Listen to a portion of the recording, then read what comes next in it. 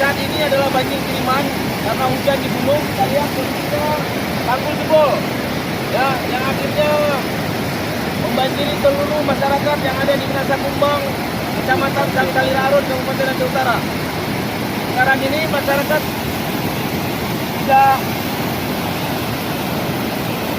belum kita tahu berapa yang terkena. Yang jelas satu desa ini semua kena imbas dari banjir. Ya. Kita lihat debit airnya begitu besar. Cuaca di sini cerah, cuacanya cerah, tapi situasinya banjir.